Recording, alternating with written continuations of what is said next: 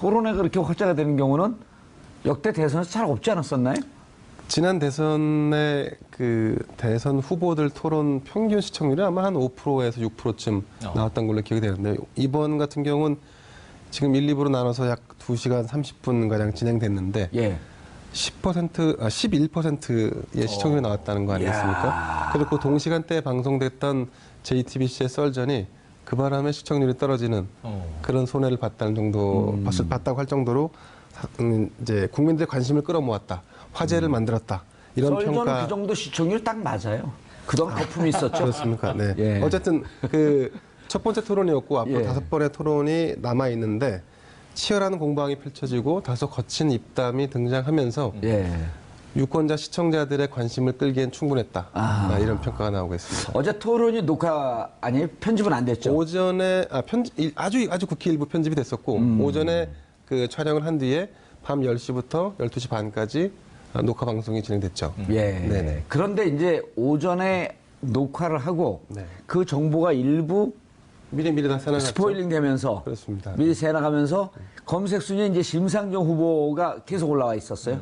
그러니까 예. 정의당 분들은 승자는 심상정밖에 없다.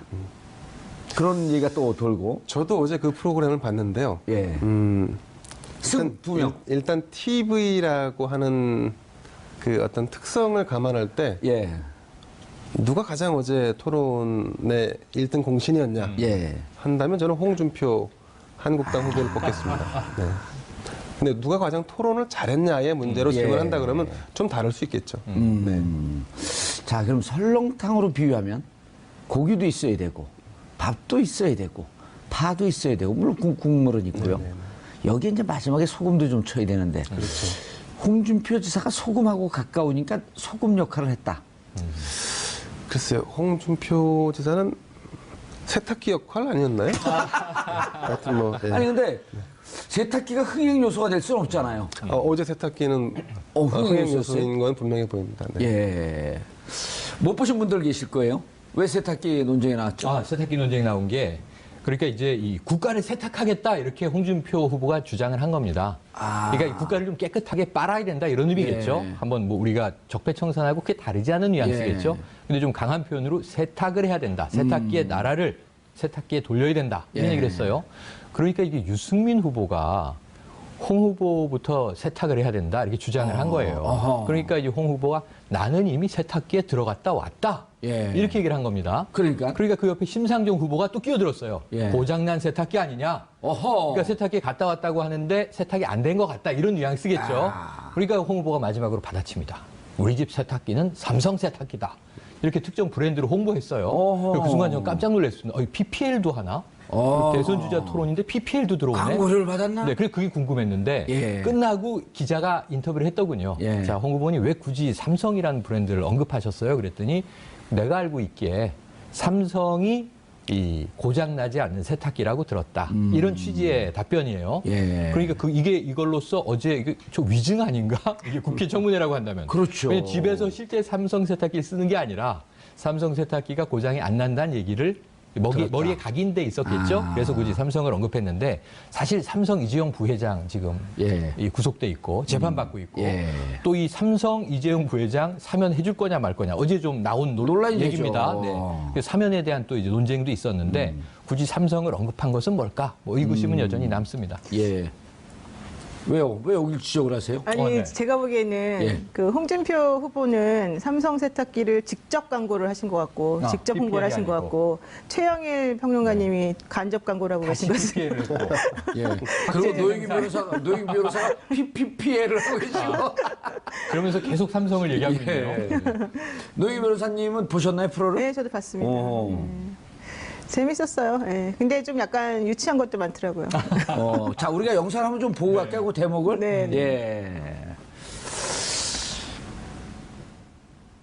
저를 지지하는 국민들은 적폐 세력이라고 하신 겁니다. 왜 또 저하고 연대하자고 그러셨습니까? 그러면 모든 죄를 사해 주십니까? 자유한국당 쪽 사람들 또 극우 농객들의 지지는 짝사랑이라 칩시다. 그러나 국민의당에서도 함께할 수 있다고 그렇게 이야기하지 않았습니까? 그 노무현 대통령 뇌물수수할 때 같이 있으면서 그거 몰랐습니까? 지금 노무현 대통령이 뇌물 받았다고 말씀하신 겁니까? 그렇습니다. 예, 아닙니다. 그리고 그 말씀은 책임지셔야 합니다. 아니 책임지다니 이게 중앙수사부에서 발표한 겁니다. 저랑 같이 가장 강력하게 반대했던 분이 갑자기 입장을 바꿔서 제가 굉장히 충격을 받았습니다. 국민의당 경선 끝나고 나서 호남에서 이기시고 그러고 나서 보수표를 얻기 위한 그런 정략 아니겠습니까? 일관되게 올 초부터 저는 주장을 했습니다. 그 이유는 상황이 바뀌었습니다. 많은 국민들이 우리 홍 후보님도 세탁기에 들어가셔야 한다고 생각한다고. 세탁기 들어갔다 나왔습니다.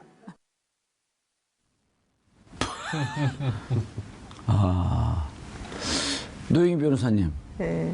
좀 아까 뭐라 그랬죠? 좀 유치한 것도 있다고. 국민들의 삶은요, 유치한 것부터 아주 고품격인 것까지 다 있기 때문에 다 대변해야 됩니다. 네. 어떻게 생각? 뭐가 유치했어요? 아니, 그러니까 발언하지 않으면 하야하셔야 됩니다. 예를 들면 문재인 후보하고 안철수 후보가 적폐 논란 가지고 얘기했었을 때 그걸 너무 1차원적인 수준에서만 얘기들을 계속 하시고 기존에 계속 나왔던 얘기들을 동화 반복하는 수준이었거든요.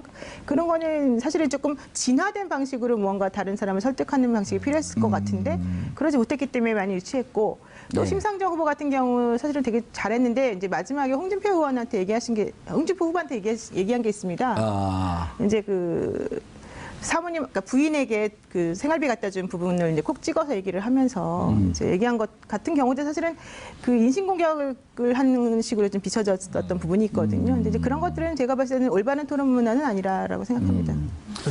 그런데 이제 최영일 평론가님, 네. 방송 진행도 해보시고, 그렇죠. 패널도 해보시고 그러는데 네. 이제 저희들도 방송을 많이 나가도 막상 이슈를 근거로 한 네. 주제를 근거로 한 토론에 나가면 자기가 생각하고 준비했던 걸 10분의 1도 못하는 경향이 그럼요, 있잖아요. 그럼요. 그리고 저거는 대선 토론의 첫 번째 토론이기 때문에 겉으로는 웃고 있어도 무척 준비를 해가도 준비한 내용에 1도 기억이 잘 안 나요. 네, 맞습니다. 그래서 저는 여기에 꼭 한 가지. 예. 어제 1차 토론 품평. 왜냐면 좀 각 주자들이 오늘 우리 이 토론을 들었으면 좋겠어요. 2차, 3차, 4차 계속 해야 되니까 예. 개선을 해야 되는데 그러니까 이게 말로 워딩으로 논리를 상대를 이길 수는 없어요. 어차피 다 적이잖아요. 오자구도에서 어디 물고 물리는데 누가 설득이 되겠습니까 저기서. 그러니까 저기 주자들이 설득해야 될 대상은 시청자들이잖아요. 시청자지. 그 자기가 펀치를 얻어맞는 것 같아도 예. 시청자가 난 저 사람에게 호감이 가네? 그럼 이긴 거예요. 말싸움에서 져도. 예. 근데 어제 대부분 말싸움에서 이기려고 하다 보니까 맞아요. 유치한 대목도 연출이 되고 동문서답하는데 뭐 서로 웃고 있고. 그래서 어제 제가 잘 아는 한 분이 예. 페이스북에 한 줄 평을 남겨서 야 이거 나는 공감된다. 예. 국민들에게 어떤 인상이 남았겠느냐. 자 홍준표는 웃겼고 예. 이 문재인은 계속 웃었고 예. 안철수는 계속 화냈고 예. 이 와중에 유승민과 이 심상정은 토론을 했다. 이렇게 표현을 했어요. 예. 한 줄씩 정리를 했는데 이걸 조금 뭐 느려볼 수는 있겠지만 대체로 국민이 느낀 느낌이 대기업의 임원인데 제 친구예요. 이분이 어제 TV를 보는데 외국에서 급한 전화가 왔나 봐요. 그러니까 전화 통화를 하느라고 무음으로 해놓은 겁니다. TV를. 그래놓고 나중에 단상을 얘기해 주는데 무슨 말을 하는지 컨텐츠가 하나도 안 들려요. 근데 5명의 표정만 보고 있는 거예요. 화면에 비춰지는. 누가 대통령이 될지 그냥 보이더라, 표정에서. 예. 초조한 사람, 짜증나는 사람, 여유 있는 사람, 뭐 거기서 진지한 사람, 다양한 표정들이 스쳐가는데 정책이 뭔지, 무슨 말을 하는지, 누가 지금 말싸움에서 이기고 있는지 지고 있는지 하나도 안 들려도 표정들을 보니까 저 사람이 대통령감이네라는 게 보이더라. 비주얼이죠, 비주얼. 예. 그래서 non-verbal communication, 비언어적 소통이 예. 더 중요하다. 이게 7할입니다, 7할. 예. 근데 어제 3할 가지고 싸운 거예요. 근데 오늘 아침에 물론 지지층은 예. 자기가 지지하는 후보가 제일 예뻐 보였을 거예요. 예. 하지만 또 이제 상대 후보는 가장 야비해 보였을 거예요. 하지만 일반적인 중도 국민들이 굳이 이제 무슨 빠라고 우리가 부르는 지지층이 아닌 경우에 봤을 때 누가 가장 안정감이 있네. 저 사람은 왜 이렇게 초조하고 불안해? 이런 게 보였을 것이라는 생각이 들어요. 알겠습니다. non-verbal communication, non-verbal expression이라고 하기도 감히 하죠. 이제 앵커님 앞에서 영어를 쓰다니. 한마디로 하게 되면 영어로 connotation, 앞뒤 문맥 관계. 동의됩니다. 한때 제가 영어로 휩쓸었습니다. 그러니까요. 그걸 알고 있던 제가 예. 실언을 했습니다. 노영희 변호사님, 네. 어제 이제 이게 우리가 뭐 문제 삼을 건 아닌데 어제 이제 SNS에 이런 게 돌아요. 유승민 후보는 교수님, 문재인 후보는 목사님, 신부님이. 예, 그 다음에 누구죠? 심상정은 운동권 언니. 운동권. 예, 그 다음에 안철수 후보는 화난 전교 1등. 화난 경교 2등. 화난 전교 2등. 예, 그 다음에 그 홍준표는 술 취한 아저씨. 재밌어요, 근데. 그리고 이게 우리 시청자분들, 국민들이 정말 존경스러울 정도로 이 수준이 올라와 있어갖고. 그렇죠. 자, 그런데 이제 재밌는 거는 한솥밥을 먹던 사람들끼리 난타전이 벌어진 거 아니에요? 그렇죠. 예. 근데 이제 저는 아쉬운 게 정말 국민들이 보고 있는데 진지하기도 하지만 위트도 있고 재미도 있어야 되는데 어제 진행을 누가 봤죠? 저는 그분 성함은 모르는데. 김성준? 김성준이가 어쨌든 김성준 앵커. 예, SBS 8시인데 네. 제가 바쁘다 그러니까 교체가 된 모양입니다. 그 얘기 하시려고 그러시고요? 아니, 정말 제가 미국에 막 이렇게 스탠딩 설전할 때도 봤는데 네. 자기들끼리 웃음을 또 만들어내려고 노력을 그렇죠. 해요. 그래서 그런 정치 문화를 조금 더 부드럽게 가져갈 노력을 누군가 거기서 했으면 그분이 돋보이지 않았을까. 유머와 그분이 홍준표 후보 아닙니까? 그러면? 그분은 좀 이렇게 좀 무섭잖아요. 멈칫멈칫하죠. 저 말에. 무섭다기보단 어제는 살신성인을 했죠. 본인이 아까 말씀하신 대로 설렁탕에 재료는 다 있는데 맛이 안 나니까 소금을 국민들이 밋밋한 소금, 뭐 후춧가루, 양념의 역할을 해서 되는 건 다 넣었어요? 아니 본인은 대선 주자이기를 포기하고 홍준표 후보의 경력을 보다 보면요 대학 시절에 개그맨 콘테스트에 나가려고 했다 이런 대목이 실제로 있더라고요. 약간 좀 이경규스러운 그런 이제 위트가 있구나. 근데 약간 좀 철진한 코미디 같은 느낌은 듭니다만. 근데 이제 막 고춧가루 넣고 후춧가루 넣고 소금 넣고까지 괜찮은데 이걸 넣으면서 말을 해요. 그냥 말침까지 튀겨버려. 그런 설렁탕 먹긴 좀 그렇잖아요. 그렇죠. 침이 들어간다는. 그렇죠. 노영희 변호사 같은 진영끼리 붙었어요. 그런 게 더 사람들 관심이 끌었을 텐데 예를 들어 문재인, 안철수 어쨌든 1, 2등이니까 긴장이 돼 있을 상태일 텐데 유승민, 홍준표 설전. 그건 좀 재밌게 보지 않으셨어요? 사실 저는 문재인, 안철수 두 후보의 설전이 더 재밌었습니다. 그러세요? 네. 그럼 어떤 대목이? 왜냐하면 그 두 분이 이렇게 아주 세련된 정치인은 아직 아니구나라는 걸 느꼈고 특히 이제 문재인 후보는 어제 막 상대방의 이름을 잘못 불렀다고 막 놀림을 당하기도 했고 그다음에 또 안철수 후보는 문재인 후보가 뭐라고 하니까 이제 발끈해가지고 화난 모습이 사실 얼굴에 그대로 드러났거든요. 이 피부 경련이 일어났다고. 난 어제 그 TV를 못 봤고 인터넷에만 짤방에서 조금씩 봤는데 그 표정을 TV를 사야 되겠다는 생각을 했어요. 아주 텔레비전을 사시려면 큰 거 사셔야 됩니다. 어제 보니까 엄청나게 표정 변화가 너무 약간 정말 제가 보는데도 긴장감이 흐를 정도로 저분이 너무 화가 났구나. 뭐라고 말할지 지금 이렇게 막 머릿속에 생각하고 있구나. 이런 느낌이 딱 들었거든요. 근데 그 두 분이 할 때가 너무 재밌었고 오히려 저는 그 두 분이 사실 뭐 두 분 중에 누가 되더라도 뭐 잘 하시겠지만은 이 사람들은 아직까지 이렇게 때가 덜 묻은 거 아니냐 이런 생각까지 할 정도였어요. 물론 때가 많이 묻었겠죠. 사실 근데 제 입장에서 때가 봤을 덜 묻은 때는 거로 봐주세요. 그냥. 다른 분들에 비해서는 좀 많이 좀 세련되지 않은 게 오히려 더 풋풋하게 다가왔고. 자, 목욕탕 이론을 한번 가볼까요? 누가 때가 제일 많이 묻었는지부터. 내가 때밀이라면 제일 반가울 것 같은 사람, 때 없는 사람 아니에요. 그렇죠. 때 많으면 힘들거든요. 그렇죠. 때밀이론으로 한번 가볼까요? 좀 지저분하니까 나중에. 자, 김대현 기자님. 이게 저희가 이제 재밌으라고 하는 게 아니고 아주 최고의 평론가들 아니에요. 그리고 변호사인데 변호사보다 더 뛰어난 평론을 하고 계시고. 그러게요. 뭐냐면 우리들의 관점에서도 정책보다는 그분의 애티튜드, 태도, 자세 이런 거에 더 관심이 가거든요. 국민들이 들으면서 뭐 내용이 들어왔을까요? 쟤는 왜 저렇게 화났지? 아니 저분은 왜 저렇게 말을 더듬지? 뭐가 저렇게 긴장되지? 이런 걸 더 보이지 않을까요? 그래서 어느 사회학자는 그렇게 얘기하더라고요. 연설을 해도 말로 전달되는 건 7%밖에 안 된다.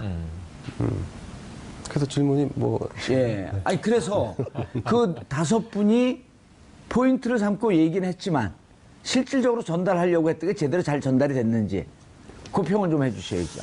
글쎄, 어제 방송이 끝나고 나서 이제 각 후보별로 가장 기억에 남는 키워드가 뭐였냐 했는데 거기에 뭐 홍준표 후보는 안타깝지만 세탁기였고 유승민 후보는 사드였고 안철수 후보는 4차 산업혁명, 그다음에 심상정 후보 노동, 문재인 후보는 뭐 이건 좀 뭐 이해가 안 가긴 하지만 설득력이 좀 떨어지긴 하지만 소득주도 성장론이 가장 기억에 남았다는 뭐 이런 온라인상의 이제 얘기들이 돌고 있는데 그 말씀하신 대로 저는 사실 여기서 야, 소득주도 성장론을 잡아낼 시청자분들이 있었을까요? 그러니까 이제 아까 말씀하신 대로 그 문 후보가 사실은 굉장히 좀 부드럽게 어제 좀 진행을 한 걸로 좀 평가를 받고 있습니다. 상대적으로 긴장도 좀 덜한 것 같고, 다만 이제 그 토론에 등장하지 않아도 될 두 분을 모셔오는 바람에 해프닝이 있었지만 뭐 아시겠지만 이재명, 그러니까 유시민, 유시민 이 두 분을 불러왔지 않습니까? 좀 모르겠습니다. 아까 안 보셨군요. 네.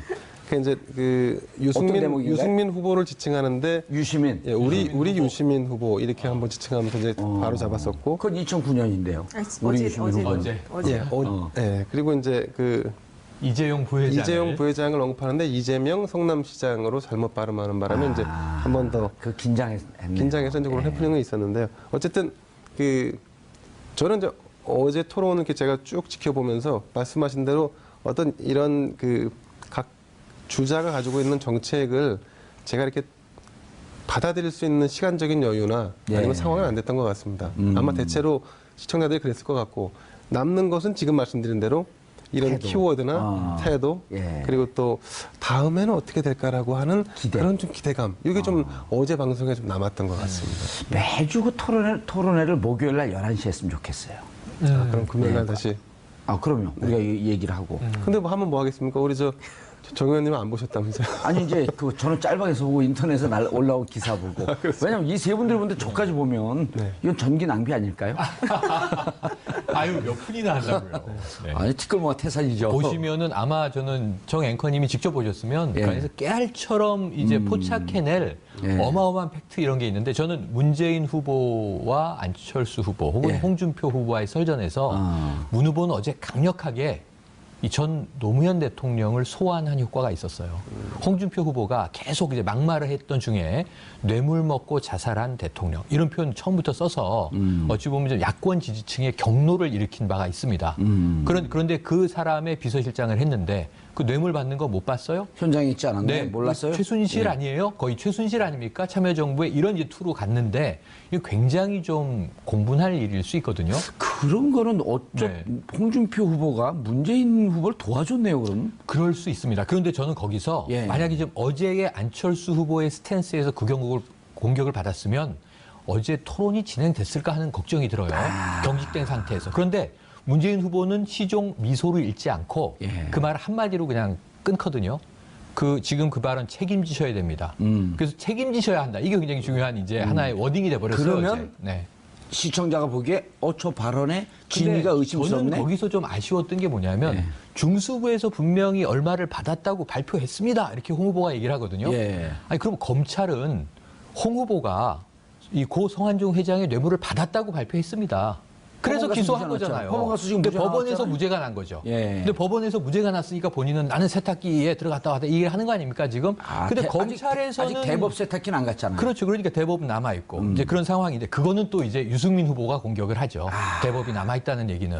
뭐 이전에 이미 토론회 전에 이 큰 집으로 돌아와라 그랬더니 큰 집 가야 될 사람이 또는 학교 가셔야 될 분이 이런 표현을 계속 썼거든요. 어제도 그래서 세탁기에 이제 치고 들어온 것으로 보여지는데, 어쨌든 책임지셔야 합니다라는 발언 외에 범보수 두 분의 이 다툼에서, 두 후보의 다툼에서 재밌었던 것은 이 유승민 후보에게 강남좌파라고 하거든요. 홍준표 후보가 강남좌파다 그랬더니 극우 수구 세력이다 이렇게 또 비판을 합니다. 그러니까 보수 내에서의 정체성 경쟁도 어제 나름 치열했다 이런 생각이 들어요. 알겠습니다. 노영희 변호사님. 안철수, 문재인 재밌었다 그랬잖아요. 재밌는 걸 얘기를 좀 해주셔야죠. 혼자만 알고 계실 아까 거예요? 다 했는데 또 해야 되니까. 또 다른 거. 아니 사실 문재인 후보 같은 경우에는 사람이 참 착하신 분인 것 같아요. 저는 아까 때가 묻지 않았다. 이제 착하신 분이다. 그러니까 그분은 제가 잘 모르지만 우리가 꼭 그렇게 착한 사람이 대통령이 되는 걸 사람들이 원하는지 안 하는지는 모르겠지만 일단은 되게 이렇게 마음이 좀 넓어 보이긴 했었어요. 지금 말씀하신 것처럼 반격할 수 있었는데 그게 이제 본인이 그 순간 그런 생각이 안 떠올랐으니까 그렇게 못했을 가능성도 있지만은 또 하나는 이제 상대방에 대한 예의 같은 것들을 원래 잘 차리시는 분이니까. 그리고 원래 이렇게 논쟁하면서 치유받고 하는 거에 능하지는 않아요. 그러니까 그런데 이제 재밌었던 거는 뭐냐면은 안철수 후보도 저는 되게 착한 사람이라고 생각하거든요. 그리고 공평하고 청렴한 사람을 생각하는데 어제 사실은 토론회가 있기 전까지 안철수 후보가 계속 뭐라 그랬습니까? 끝장 토론하자, 원고 없이 한번 하자, 계속해서 공격했어요, 문재인 후보를. 예. 근데 안철수 후보만 문재인 후보한테 그렇게 말한 게 아니고 여러 당에서 전부 다 문재인 후보 토론 못하니까 너 한번 와서 한번 좀 당해봐라 이런 논조를 계속해서 했었거든요. 예. 문재인 후보가 거기에 대해서 그렇게까지 적극적으로 반응은 안 하다가 어제 했는데 의외로 생각보다는 훨씬 잘했고 어허. 또 홍준표 후보 같은 경우에는 문재인 후보가 말한 것에 대해서 제대로 반격을 못했단 말이에요. 그리고 되게 당황해하는 모습 많이 보였었고. 북한에 간다든가 뭐 그런 대목이 있었죠. 이 홍준표 후보는 자 문재인 후보하고 토론하면 내가 10분 만에 제압한다 이런 그렇죠. 소리를 그게 했는데 재밌었죠. 10분 만에 제압이 안 되더군요. 1분 만에 제압됐다라고 하는 네네. 평이 근데 인터넷에 말을 많죠. 조금 그렇죠, 제가 그렇죠. 마무리하면 안 될까요? 아, 네. 아, 저한테 하세요. 두 분 관계 없는 모르는 분들의 두 분. 맞아요. 예. 아니요, 잘 알아요. 근데 그래요? 예, 오늘 어쨌든 아니 오늘 진행을 바꾸고 거기서 진행은 이제 제가 끼어들까요? 아니 근데 어쨌든 간에 이제 그런 얘기가 있었었는데 결과적으로 어제의 승리자는 논리적이고 정책에 있어서 가장 준비가 잘 됐고 순발력 있고 훌륭했다고 평가되는 사람은 사실 유승민 후보가 제일 평가 잘 받았고 네. 심상정 후보 같은 경우는 사실은 상당히 그 색깔이 분명하게 본인이 어떤 식으로 이걸 추구할 것인지에 대해서 사람들에게 선명성을 드러내면서 일관된 정책을 펼쳐줬다 이런 얘기가 있었거든요. 예. 그리고 이제 홍준표 후보야 뭐 워낙 그 본인의 캐릭터들을 갖기 때문에 특별히 얘기할 건 없는데 그래서 저는 그래서 문재인 후보하고 안철수 후보가 그 약간 정치 프로라고 불리우기는 좀 모자란 그 두 분들이 하는 서로 간의 티격태격하면서 뭔가 좀 해보려고 하는 그런 모습들이 오히려 우리나라의 그 정치, 그러니까 구정치가 이제 새 정치로 바뀌는 과정에서 새롭게 나타나는 그런 어떤 모습이 아닐까. 예. 그래서 우리가 양쪽 후보들을 전부 다 뭐 나쁘다 좋다 이렇게 말할 게 그렇죠. 아니고 네. 저는 그래서 이런 프레임도 상당히 재밌었다 이런 생각을 좀 정원했었습니다. 알겠습니다. 조금 추가드리면 그 어제 이제 사실 안철수 후보가 가장 주안점을 뒀던 것은 적폐에 대한 프레임을 문재인 후보에게 더 씌우는 것이었을 거예요. 예, 근데 그게 통했나요? 그런데 통하지 않았죠. 통하지 않은 이유는 차후에 일단 말씀을 드리고 왜 이게 중요하냐면 문재인 후보 진영에서는 이 적폐 프레임에서 이제 손을 빼려고 합니다. 왜 빼려고 하냐? 적폐가 과거에 탄핵 정국이라든가 박근혜 전 대통령이 구속되기 전까지는 대상이 명확했어요. 예. 구여권이었고 집권 세력이었는데 대통령이 구속되면서. 탄핵되고 구속되면서 그게 사실 약간 옅어지는 측면이 없잖아 생겼습니다. 적폐 세력은 실질적으로 이제 감옥으로 좀 들어가 있는 듯한. 그러니까 약간 예. 좀 이미 이제 좀 철진한 얘기인 것처럼 좀 느껴지는 부분도 있고 책임이 일정 부분 해소된 측면으로 느끼는 국민들도 있단 말이죠. 예. 근데 문재인 후보 진영에서 어떤 그 우를 범했냐면 안철수 후보와 같이 연대하는 세력들을 다 적폐로 치부하고 그래서 그것이 하나의 적폐 연대라고 해서 일종의 펜스를 치고 편을 가른 거죠. 그렇게 되니까 결과적으로 어떤 현상이 나타났냐면 적폐를 그러니까 척결하겠다고 하는 세력이 소수가 됐고 적폐 세력이 더 커진 거예요. 아하. 대선 구도에서 전혀 의도하지 않게 저쪽 진영이 훨씬 더 커진 거죠. 그러니까 이거는 어떤 그 구도의 싸움에서 스스로 자충수를 둔 격이 됐거든요. 그래서 이제 이걸 빼냈는데 근데 안철수 후보는 이제 이 부분을 다시 더 씌우고 싶었던 거죠. 그래서 이제 자기 진영이 커지는. 그래서 이제 그 어제 TV 토론 와중에 홍준표 그다음에 유승민 후보도 있으니까 그분들을 다 거론하면서 그럼 우리가 다 적폐냐? 그럼 당신만 옳고 우린 다 틀렸냐? 이런 식으로 이분법 논리로 가려고 했는데 근데 안철수 후보가 이 기회를 놓쳤습니다. 왜냐하면 언어 전달력이나 집요함과 논리적인 어떤 그 발언이 예. 좀 떨어졌다는 뭐 이런 평가가 있고 메시지 전달력이 조금 부족했다. 그렇죠. 메시지 전달력이 부족했죠. 그리고 그런 부분들이 결국 싸움 아까 말씀하신 대로 논쟁과 같은 어떤 싸움이 아니라 시청자들을 상대로 해서 설득할 수 있는 논리로 갔어야 되는데 그런 부분에 대한 미스테이크가 좀 있지 않았나 싶습니다. 근데 저는 약간 그 부분에서 조금 조심해야 될 것 같아요. 지금 김대영 기자님은 지금 문재인 후보 측에서 그 적폐 프레임을 이제 잘못하는 바람에 안철수 후보를 지지하는 다른 사람들 전부 다 적폐 세력으로 만들어버렸다라고 이제 전제를 그렇게 말씀을 사실은 적폐 세력을 하셨는데 만든 게 아니라 그걸 적폐 연대로 치부하다 보니까 그러니까. 상대적으로 적폐를 지금 해소하겠다라고 하는 세력이 더 소수로 느껴지는 거죠. 그러니까 그 부분, 바로 그 지점이요. 그러니까 적폐 연대로 치부하다 보니까 이제 그 부분이 사실은 조금 그 문재인 후보 측에서 계속해서 좀 주장하고 있는 부분이에요. 뭐냐면은 그 안철수 후보가 나를 지지하면 그럼 전부 다 적폐냐? 너는 왜 그렇게 말하냐? 이런 식으로 계속 얘기를 하고 있는 거잖아요. 그렇죠. 그러니까 문재인 후보 얘기는 그게 아니잖아요. 왜 아니냐? 안철수를 원래 지지하던 사람들은 적폐가 아니에요.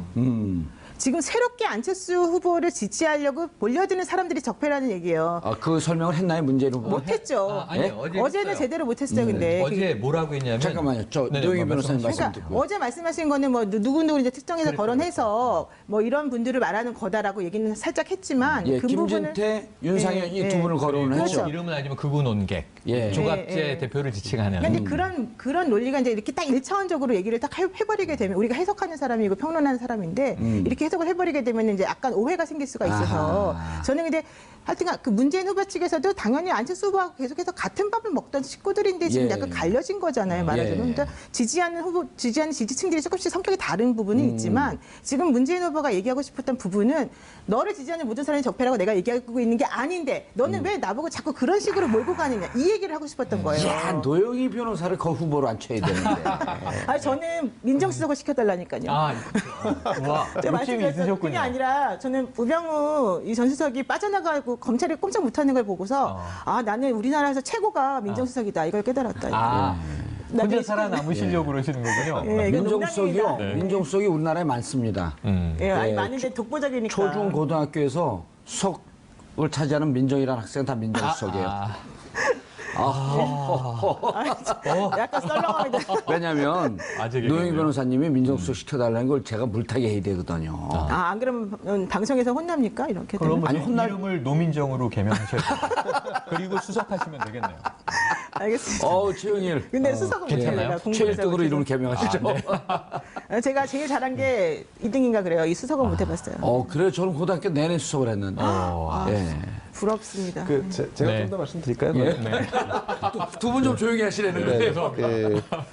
이제 노영희 변호사님 말씀하신 것도 뭐 맞는 말씀이신데 이제 사실은 이제 그 문재인 캠프 지금은 이제 선대위죠. 문재인 후보가 당의 후보가 되고 나서 메시지 전환을 내부에서 깊이 고민을 했어요. 그래서 예. 갑론을박이 많았죠. 그러니까 이 뭐 예를 들면 적폐로 할 것이냐, 뭐 국가 대개주냐, 아니면 이제는 협치나, 아니면 연정이나, 아니면 포용력이나 어떻게 갈 것인지에 대한 고민을 많이 했는데 후보가 일단은 그 적폐를 해소하는 게 일단 국가적인 과제다. 그건 분명하다. 그래서 후보의 뜻이 강경했다. 강했죠. 예. 그래서 이제 그게 수정되고 또 약간 보완되는 과정이 한 열흘 걸렸는데 그 와중에 어떤 일이 벌어졌냐? 안철수 후보가 그 중도 보수 진영을 끌어안으면서 급상승하는 추세로 올라왔단 말이죠. 그래서 나중에는 이제 내부에서 어떻게 궁극적으로 결론이 났냐면 안 된다 이대로는 포용과 통합 그다음에 전체 대한민국을 상대로 하는 그런 포맷으로 가지 않으면 안 된다. 그래서 이제 사실은 이 적폐에서 이제 한 발 손을 떼자라고 결론을 낸 거예요. 근데 이제 어제 사실 제가 판단컨대 문재인 후보는 적폐라는 단어를 쓰고 싶지 않았을 거예요. 근데 안철수 후보는 그러니까 그 프레임을 걸고 싶어 먼저 했죠. 걸고 들어왔거든요. 근데 거기 보기 좋게 이제 들어왔죠. 근데 그거를 잘 설득해서 다시 더 씌웠으면 이제 안철수 후보가 원하는 방향 구도가 됐을 텐데 그렇지 않았다는 부분을 이제 말씀드리는 거예요. 알겠습니다. 자, 시간이 없으니까 우리가 간단하게 이 부분만 좀 짚고 넘어가고 싶은데 이제 주제 중에 안철수 후보의 정체성, 정책의 일관성 이 부분이 좀 주제가 됐단 말이에요. 네. 사드 반대였다가 찬성 그렇죠. 쪽으로 선회한 것을 두고 누가 질문했습니까? 그 홍준표 후보가 질문했는데요. 예. 그게 아주 재밌는 대목인데 그게 예. 지금 그 안철수 재밌는 대목을 꼭 제가 얘기해야지 합니까? 미리 죄송합니다. 좀 하시지 않아서. 아이고 이런 또 제가 예. 또 부족했네요. 예. 안철수 후보의 주적은 문재인 후보예요. 계속 문재인 후보만 이제 이 타격을 하는 거예요. 그런데 이게 오자구도기 때문에 예. 안 후보 마음대로 흘러가질 않고 재밌어요. 소꼬리를 물고 가는 거니까. 그러니까 문 후보에 대한 얘기를 갑자기 딱 끊고 그 답을 아까 얘기한 대로 적폐 얘기에 대응을 안 해요. 문 후보가 국민이라는 표현을 써요. 국민이 무슨 죄가 있습니까? 그 프레임에서 빠져나오고 싶어 한 국민을 거네요. 모독하시는 겁니다. 아닙니다. 문 후보가 국민을 모독했습니다. 이런 좀 엉뚱한 흐름, 아까 유치하다는 흐름으로 예. 가는데 여기서 끊고 이제 시간 제한이 있었거든요. 안 후보가 이 홍준표 후보에게 물어보는 거예요. 그러니까 이게 문 후보에 대한 문제 어떻게 생각하느냐라는 톤으로 흘러갔는데 사실 이제 질문을 전환한 건데 예, 홍준표가? 홍 후보가 바로 맞받아치죠. 사드 어떻게? 아니 사드가 아니고 안철수 후보는 우파예요, 좌파예요 이렇게 물어봐요. 예, 그래서 대놓고. 상식파예요. 네, 그러니까 네 상식파입니다. 그렇고 거기서 끝나요. 예. 근데 문제는 여기서 정체성 문제에 대해서 우선 홍준표 후보한테 한 방 맞은 거예요. 상식파라는 게 별로 와닿잖아요. 저도 방송국에 가서 PD가 물어봐요. 예. 최 평론가는 우파예요, 좌파예요? 그럼 전 중도입니다. 예. 그럼 바로 야단 맞아요. 대한민국에 중도가 어디 있습니까? 여기 그래요. 있습니다 그러죠. 또 이제 우리 야당 정치하는 분들 가서 저 8호 학번입니다 이렇게 인사하면 너 NL이었어 PD였어. 그럼 저 삼민투였는데요. 그럼 NL 아니면 PD지 삼민투가 뭐야? 저는 민족 다 끌어안는 건데요. 그런 건 없어. 이렇게 얘기한단 말이에요. 우리 시청자분들은 옛날 얘기를 듣고 네, 계십니다. 80년대 얘기입니다. 구국의 철가방 이런 데 나오는 거죠. 그런데 이제 어쨌든 이게 굉장히 한국 안철수 이 사회가 정체성 얘기할 때 옛날 얘기를 하고 전쟁 있어. 중에는 이분법이라는 거예요. 근데 안철수의 상식파에 안철수 지지자는 어젯밤에 열광했습니다. 그래 저거지. 우리는 상식파지. 근데 나머지는 그게 뭐지? 그게 이제 홍준표 후보가 얘기했던 얼치기 좌파에 걸려든 것 같은 느낌이에요. 그래서 안철수 후보의 정체성을 어제 뚜렷하게 보여주지 못했는데 사드 문제. 그건 어쩔 수 없는 원죄가 있다. 사드 문제 관련해서 호남 지지를 받고 올라가고 있었는데 보수 또 지지를 받아야 하니 러브콜을 해야 되잖아요. 근데 전 어제부로 사드 문제에 대해선 심상정 후보 빼고 완벽한 사드 반대. 나머지는 정책적 색깔은 없어졌다. 다 사드 찬성이에요. 그 홍준표 후보만 내가 원조다. 유승민 후보가 무슨 얘기야? 내가 사드 원조지. 사드 얘기해가지고 정부한테 얼마나 핍박을 받았는데 이런 차이만 있을 뿐 사드에 관한 한은 다 유야무야 흘러갈 것 같아서. 안철수 후보가 이랬으면 어쩔까요? 난 사드 반대했다 찬성하는데 그럼 24기만 설치하시죠. 그런데 거기서 상황이 바뀌었기 때문에 나도 입장이 바뀌었다고 설명을 하는데 왜 상황이 바뀌었는지가 설명되지 않고 넘어갔어요. 알겠습니다. 노영희 변호사는 안철수 후보의 정체성, 특히 사드 문제. 아니 뭐 표를 얻으려고 여러 가지로 고육지책이라고 봐요. 근데 조금 이율배반적이죠. 네, 근데 그건 저는 인정할 건 인정하고 들어가야 된다고 생각하고 우리가 어떤 하나의 정책이든 하나의 뭐 관점에 대해서 내가 A라고 하는 스탠스를 취했다가 그다음에 B라고 하는 스탠스를 취하지 못하리라는 법이 없고 사람은 항상 변해요. 상황도 변하고 생각이 달라지니까. 그리고 나는 이 타임에서는 이런 생각했지만 다른 사람의 얘기를 들어보니까 이게 아닌 것 같아서 바꿀 수도 있는 거 아니겠습니까? 근데 우리가 너무 바꾸는 것에 대해서 이제 민감해서 말이 너무 계속해서 말 바꾼다, 너무 문제다 이렇게 말하는 건 저는 좀 옳지 않다고 보고요. 다만 그럼에도 불구하고 아까 말씀하신 것처럼 안철수 후보가 아무런 상황 변화 없이 그냥 오로지 표만을 위해서 저런 식으로 반응하는 것을 사람들이 과연 옳다고 볼 것이냐. 그 부분이 이제 다른 문제인 거죠. 그래서 그 부분은 안철수 후보가 생각할 수 있는 고육지책이다라고 어느 정도 그냥 인정해주고 넘어갈 수밖에 없지 않느냐. 그렇게 생각합니다. 노영희 변호사님 죄송합니다. 이 방송 말 무렵에 가서 이제 말 풀리기 시작했는데 방송을 끝내야 됩니다. 입이 이제 풀리셨네. 아이고, 어떡하죠? 알겠습니다. 어제 대선 후보 5분의 토론을 보시면서 국민들은 드라마보다 개그 프로보다 코미디 프로보다 더 재밌는 정치를 보셨습니다.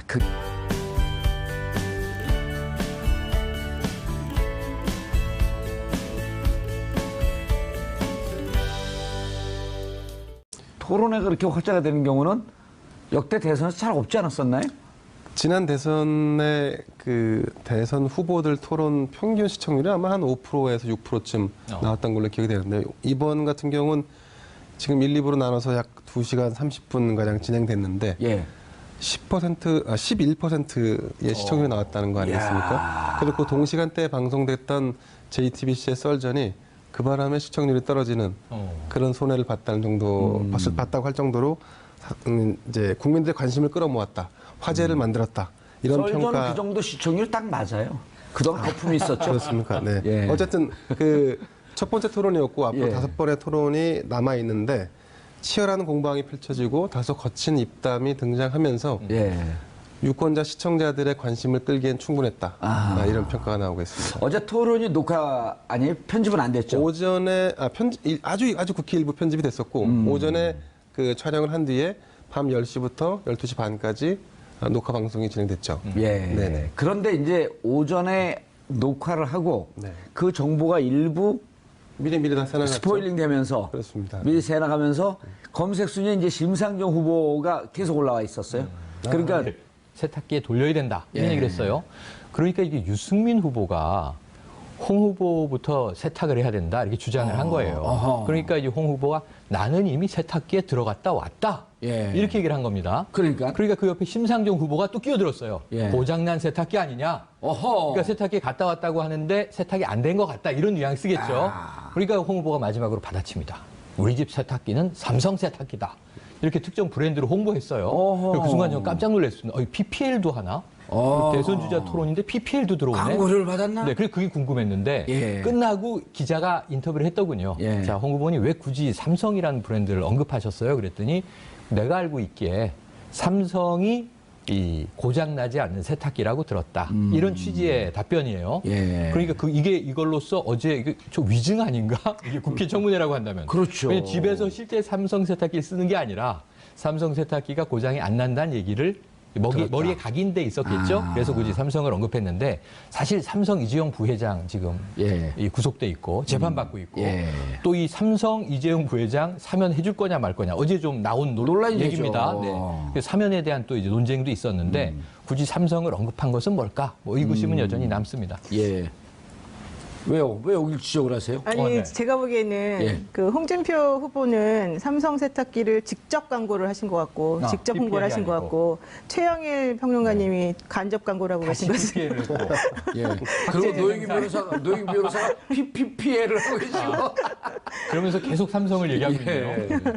노영희 변호사님은 보셨나요, 프로를? 네, 저도 봤습니다. 재밌었어요. 예. 근데 좀 약간 유치한 것도 많더라고요.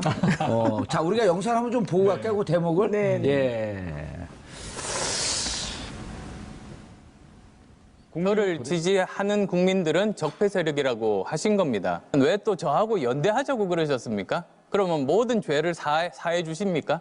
자유한국당 쪽 사람들 또 극우 농객들의 지지는 짝사랑이라 칩시다. 그러나 국민의당에서도 함께할 수 있다고 그렇게 이야기하지 않았습니까? 그 노무현 대통령 뇌물수수할 때 같이 있으면서 그거 몰랐습니까? 지금 노무현 대통령이 뇌물 받았다고 말씀하신 겁니까? 그렇습니다. 예, 아닙니다. 그리고 그 말씀은 책임지셔야 합니다. 아니 책임지다니 이게 중앙수사부에서 발표한 겁니다. 저랑 같이 가장 강력하게 반대했던 분이 갑자기 입장을 바꿔서 제가 굉장히 충격을 받았습니다. 국민의당 경선 끝나고 나서 호남에서 이기시고 그러고 나서 보수표를 얻기 위한 그런 정략 아니겠습니까? 일관되게 올 초부터 저는 주장을 했습니다. 그 이유는 상황이 바뀌었습니다. 많은 국민들이 우리 홍 후보님도 세탁기에 들어가셔야 한다고 생각한다고. 세탁기 들어갔다 나왔습니다.